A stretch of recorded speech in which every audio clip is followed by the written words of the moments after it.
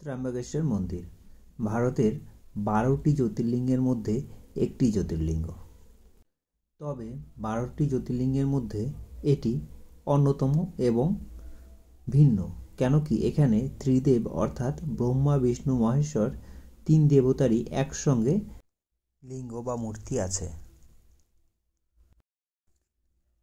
আজকে আমরা এই ভিডিওতে জানব যে কিভাবে গেলে এই মন্দিরে খুব তাড়াতাড়ি এবং কোনো ঝামেলা ছাড়াই দর্শন করতে পারবে। কেননা এই মন্দিরে অনেক বড় লাইন হয়, মোটামুটি 1 থেকে 2 কিলোমিটারের মতো লাইন হয়, যে লাইনে পুজো দিতে 2 থেকে আড়াই ঘন্টা বা 4-5 ঘন্টাও লেগে যায়। কিন্তু আমরা এই সাধারণ লাইনেই মোটামুটি 10 মিনিটও লাগেনি, মানে আমরা লাইনে দাঁড়িয়েছিলাম অনেকক্ষণ, কিন্তু পুজো দিতে মোটামুটি 4 থেকে 5 মিনিট ব্যাস এতক্ষণে হয়ে গেছে। ঠিক আছে, তো কী করে আমরা গেছিলাম এবং কি করে এত তাড়াতাড়ি পুজো দিয়েছি সেটাও কিন্তু ধাপে ধাপে আমরা আলোচনা করব। আমরা ভোরবেলা স্নান করে চলে আসি, মোটামুটি 4টের দিকে আমরা চলে আসি এখানে লাইনে দাঁড়ানোর জন্য। আমরা যখন এসছি তখন দেখো পুরোপুরি অন্ধকার চারপাশে এবং লাইনও সেরকম ছিল না। লাইনে তো দাঁড়াতে হবে। আমরা বলে লাইনটা শুরু করি। দেখো এখানে কয়েকজন বসে আছে, তাছাড়া কিন্তু সেরকম কেউ নেই, অর্থাৎ আমরাই আগের দিকে এসেছি। ঠিক আছে, তাহলে আমরা বললাম যে লাইনটা চলো শুরু করা যাক। তো এই জায়গায় আমার লাইন ছিল। ঠিক আছে, আমার সামনে মোটামুটি 10-12 জন ছিল। তো তারপরেই দেখা যায় যে লাইন বড় হতে শুরু করে। এ হলো মন্দিরের फ्रंट गेट। और एक लाल आता है। और ये कमल किसका है, किस भगवान का है? कमल अपना ब्रह्मा का ही है, सिर्फ नाम अलग अलग है इससे। अच्छा अच्छा अच्छा।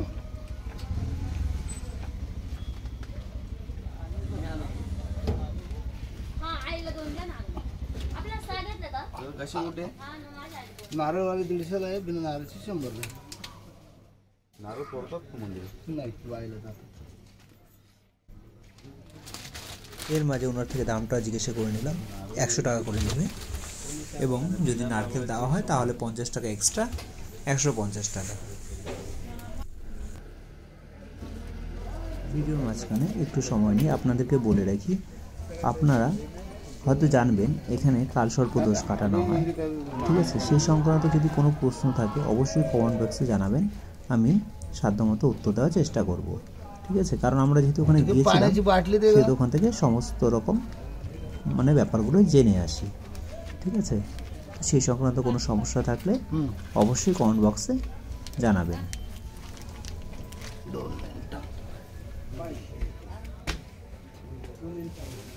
সুন্দর সাজিয়েছে, তো এই দুটাই আমরা নিয়ে যাব।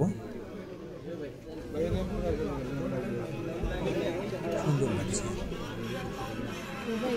দেখতে, অনেকটা ভিড় হয়ে গেছে দেখতেই পাচ্ছেন। যখন এসেছিলাম তখন একদম ফাঁকা ছিল। মন্দিরের গেটটা খুলে দিয়েছে 5টা 30-এ। আমরা সবাই মন্দিরের দিকে প্রবেশ করলাম, মন্দিরের ভিতরের দিকে। তো চলুন ভিতরের দিকে যাওয়া যাক।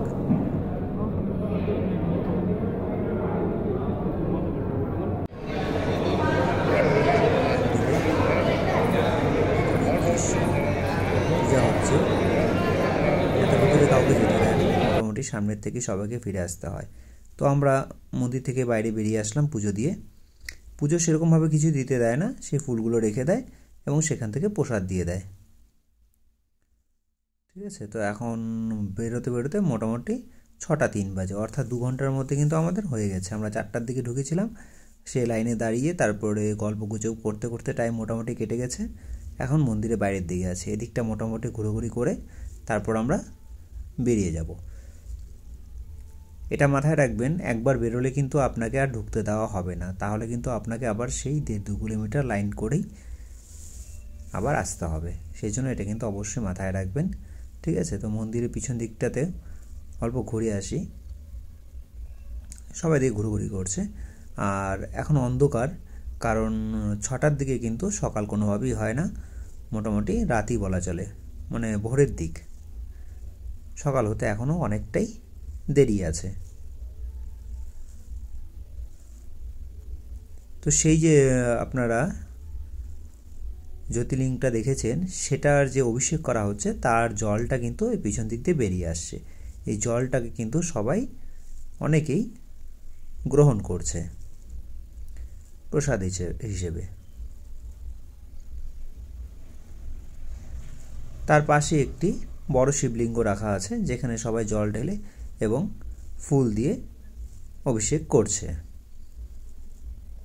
কেউ পারলে বাড়িতেও নিয়ে যাচ্ছে সে অভিষেকের জল। বলা হয় এই যে লিঙ্গটা আছে, জ্যোতির্লিঙ্গটা আছে, এটার উপরে কিন্তু সবসময় জল পড়তেই থাকে, এমনভাবে বন্দোবস্ত করা আছে। আমরা অনেকক্ষণ থাকলাম এখানে আশেপাশে এবং ফটো তুলে তারপর আমরা বাইরের দিকে চলে গেলাম। মানে আমাদের এখানটায় সেই অনুযায়ী 2টার দিকে লাইন দেওয়া।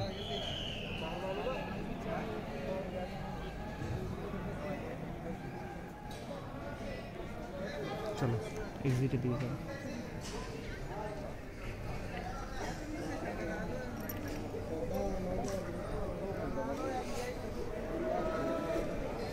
অনেক ঘোরাঘুরি করলাম, এবার আমরা মন্দিরের বাইরের দিকে যাই এবং আমরা যেখানে যাব সেটি হলো কুশাবর্ত যে কুণ্ডটা আছে সেখানে যাব। সেখানে সবাই অনেকেই স্নান করে এসে পুজো দেয়।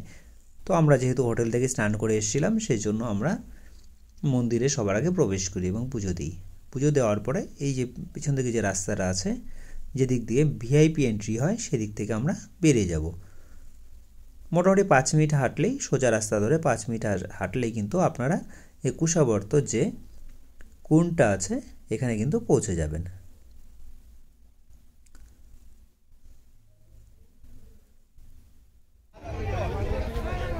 সবাই দলে দলে যাচ্ছে। আসলে এনারা সবাই সেই কুশাবর্ত যে কুণ্ডটা আছে সেখান থেকে কিন্তু ব্যাক করছে, অর্থাৎ সেখান থেকে ফিরে আসছে স্নান করে। আর আমরা সেদিকে যাচ্ছি, যেহেতু আমাদের পুজো হয়ে গেছে সেই জন্য আমরা এখন কুশাবর্ত কুণ্ডটার দিকে যাচ্ছি।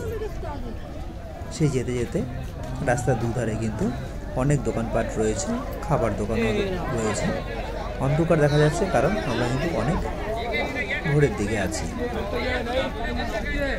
এখানে এলইডিতেও দেখা যাচ্ছে যে অভিষেক করা হচ্ছে সেই জ্যোতির্লিঙ্গটাকে। আমরা হাঁটতে পৌঁছে গেলাম সেই কুশাবর কুণ্ডটাতে। এটা হলো সেই কুশাবর্ত কুণ্ড যেখান থেকে গোদাবরী নদীর উৎপত্তি হয়েছে।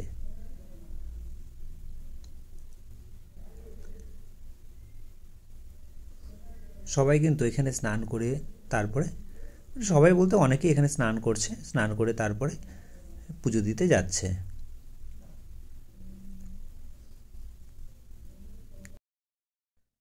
এখানে স্নান করলে কিন্তু একটা কথা আপনাদের মাথায় রাখতে হবে, এখানে আশেপাশে কিন্তু কোনো চেঞ্জিং রুম নেই, আপনাকে এখানেই চেঞ্জ করতে হবে। তাই সেজন্যই আমরা কিন্তু হোটেল থেকে স্নান করে এসেছিলাম। এটা মাথায় রেখে কিন্তু এখানে স্নান করতে হবে, ঠিক আছে?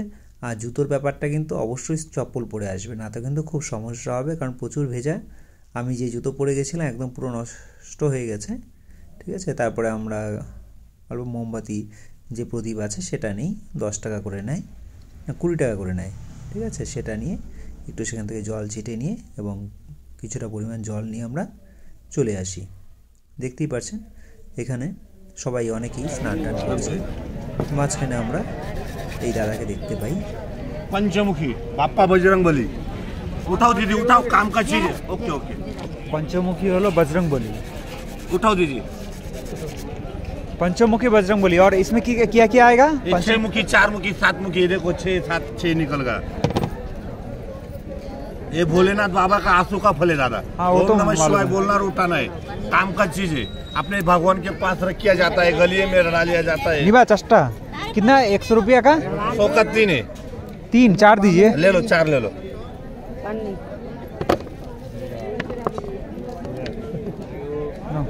ओम नमः शिवाय बोलो और उठाओ दादा।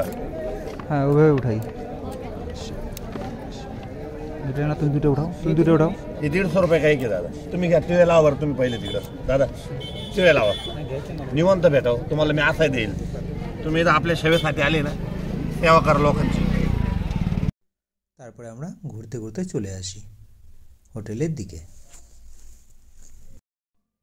আপনাদের আরও কোনো প্রশ্ন থাকলে আমাকে অবশ্যই কমেন্ট বক্সে জানাতে পারেন, আমি আমার সাধ্যমতো উত্তর দেওয়ার চেষ্টা করব।